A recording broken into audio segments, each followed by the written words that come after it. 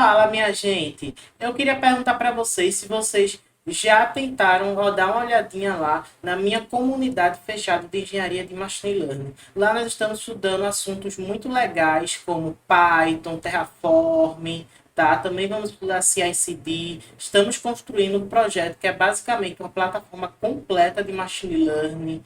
Nós estamos trabalhando para poder fazer tudo isso em vídeo, lives, temos mentorias, grupo de estudos além disso tudo. E também quem faz parte da plataforma, ela tem acesso a qualquer conteúdo pago que eu tenha feito, a qualquer conteúdo. Sejam cursos, sejam vídeos exclusivos aqui do YouTube que vão estar vindo para membros, ou sejam lives que eu construí em outras plataformas mesmo, a pessoa tem acesso a qualquer outro conteúdo pago que eu fizer. Logo assim, se você tem interesse em aprender mais sobre engenharia de machine learning e também inteligência artificial, recomendo demais que você dê uma olhadinha lá, dê uma chance. As inscrições para entrar na comunidade, elas vão estar indo apenas até o dia 31 de agosto de 2023. E depois que fechar, não temos previsão de abertura. Logo, se você tem interesse em entrar na comunidade, eu recomendo demais que você faça uma forcinha aí e entre agora, porque muito em breve vão estar acabando as vagas. Agora vamos para o vídeo. Agora que nós estamos aqui no nosso novo vídeo, vamos falar um pouco sobre as diferenças entre uma aplicação de tecnologia comum e uma aplicação de tecnologia baseada em dados. Afinal, qual é realmente a diferença entre uma aplicação de tecnologia comum e aplicação de uma aplicação de tecnologia baseada em dados? Sinceramente, as diferenças são realmente várias. Mas dá para a gente dizer de forma bem simplificada mesmo que tudo que tem uma aplicação de tecnologia comum também vamos ter uma aplicação de tecnologia baseada em dados, sendo que terão várias coisas que vão ser adicionais e preocupações que normalmente a gente não teria em aplicações que são baseadas em dados. E isso é totalmente plausível, tendo em vista que uma aplicação de tecnologia baseada em dados, ela ainda é uma aplicação de tecnologia. Ou seja, aquele modelo de machine learning que está em produção, ele é um produto de tecnologia. Porém, ele foi feito baseado em dados. Algumas outras coisas também que são baseadas em dados, como dashboards, etc., todos eles acabam sendo, sim, tá, aplicações de tecnologia baseada em dados. Mas aqui, como um exemplo, nós vamos aprofundar um pouco mais especificamente em modelos de machine learning, certo? Que eu acho que são os modelos, que são as aplicações de tecnologia baseada em dados mais próximas de uma aplicação de tecnologia comum, já que eles têm todos os requisitos que tem lá na aplicação de tecnologia e também tem alguns outros aí adicionais. Então, para explicar isso um pouco melhor, mais a fundo e de forma mais completa, vamos lá para o nosso SkellyDraw, que é a nossa plataforma que sempre auxilia aqui nos vídeos. Agora estamos aqui no SkellyDraw e vamos perceber logo de início que temos dois grandes blocos e temos quatro pequenas sub-áreas em cada um desses blocos. O primeiro bloco é de uma aplicação de tecnologia comum e o segundo bloco é de uma aplicação de tecnologia baseada em dados, que vamos chamar aqui de aplicação de dados. Certo? O primeiro subbloco aqui, que é por onde nós vamos começar, ele fala basicamente dos pré-requisitos. Aqui são, obviamente, os pré-requisitos obrigatórios. E como pré-requisito obrigatório, uma aplicação de tecnologia comum, ela vai ter uma linguagem de programação que pode ser representada aqui pelo Python. Já uma aplicação de dados, ela vai ter também uma linguagem de programação, tá? Pode ser representada pelo Python aqui também, mas ela vai precisar de uma base de dados. Uma aplicação de dados, ela não vai poder ser construída sem dados, apenas com uma linguagem de programação. Se ela puder, muito provavelmente não é uma aplicação de dados. Bom, agora vamos para Scale.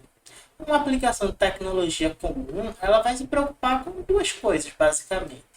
Um processador legal e memória RAM suficiente, certo? Isso é bem comum, tá? o número de requisições vão forçar bastante esses dois fatores que a aplicante de tecnologia comum vai receber. Logo, eles acabam precisando sim ter tanto essa questão do processador quanto memória RAM sob controle. Embora, numa aplicação de dados, o peso seja muito maior. E, obviamente, ele vai precisar dessa questão do processador, tá? O processador aqui se torna uma necessidade, a memória RAM também se prova uma necessidade, mas aqui nós vamos ter que ter outro componente que pode vir a ser necessário, que é GPU. Quando falamos de redes neurais, elas conseguem se beneficiar bastante de GPUs, tá? Ou seja, placas de vídeos. Logo, controlar e fazer scaling de GPUs também acaba sendo uma necessidade quando falamos de aplicações de dados. Quando nós vamos para o próximo ponto, que é o de DevOps, nós vamos estar trazendo, primeiramente, o Continuous Integration, que é basicamente a integração contínua de novas versões do código. Esse Continuous Integration ele também vai se replicar numa aplicação de dados, sendo que aqui nós não chamamos de DevOps, mas sim de MLOps. Tá? Essa questão aqui de ser MLOps é justamente porque nós estamos falando de Machine Learning Operations, que vai ter bastante coisas do DevOps, mas vai ter características de outras áreas também, como a de engenharia de dados, que é uma outra sub-área, e também a área de Data Science, tá? Machine Learning. Então, nós temos esse MLOps aqui, que é a área DevOps com algumas outras características. Não vou entrar em detalhes aqui, acho que cabe um outro vídeo só sobre as diferenças de DevOps para MLOps, mas vocês podem dizer que MLOps seria o DevOps para Machine Learning. Bom, próximo ponto que vou trazer aqui é o Continuous Deployment, que é basicamente, fizemos a integração dos dados aqui, né, do código, da nova versão do código com a antiga, fizemos essa integração das modificações, vamos preparar todas as coisas que precisamos do código e mandar para a cloud e fazer o deployment dessas questões, né? E antes disso, temos o Continuous Delivery, que é o que manda todas as coisas que precisamos para o Continuous Deployment ocorrer, tá? Para a cloud. E depois o Continuous Deployment faz essa aplicação funcionar. Aqui embaixo também vamos ter Continuous Delivery, que é basicamente preparar todo o ambiente para fazer o deploy e mandar as coisas para a cloud. E temos o Continuous Deployment, que é basicamente aplicar essas coisas que foram preparadas na cloud e assim fazendo as aplicações. Vamos ter da mesma forma que temos aqui em cima, mas vamos ter mais um passo, que é o Continuous Training. Tá? O que é que ocorre? Modelos de Machine Learning, eles acabam sofrendo com quedas de performance, que é o que nós chamamos de drifts. Tem Models Drift e Features Drift.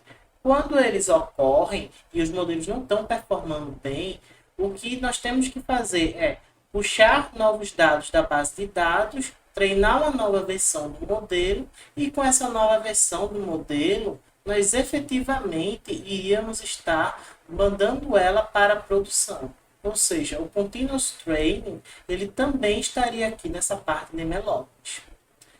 Um próximo ponto aqui é o de monitoria. Nós temos a questão aqui da infraestrutura, tá?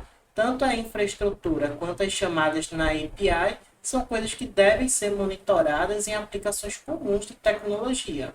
Afinal, nós temos que saber quanto dos recursos que nós colocamos para aquela aplicação poder utilizar, ela está efetivamente utilizando e se ela precisa de mais ou a gente deveria reduzir para reduzir custos. E nós também temos que ter a segurança de que apenas que nós esperamos que esteja acessando aquela API, aquele endpoint, efetivamente esteja acessando. Ou seja, por questões de segurança, precisamos monitorar isso também. Ambas as coisas vão estar valendo para as aplicações de dados, tá? Ambas as coisas elas são extremamente válidas para aplicações de dados. Porém, em aplicações de dados, vamos ter outros dois fatores. primeiro é o Models Drift, que é basicamente uma monitoria baseada em saber se os modelos estão performando bem, e vamos ter o Features Drift, que é basicamente uma monitoria que vai falar se as variáveis que os modelos estão recebendo estão performando dentro do esperado. O comportamento delas é aquele que a gente já esperava quando ocorreu o treinamento.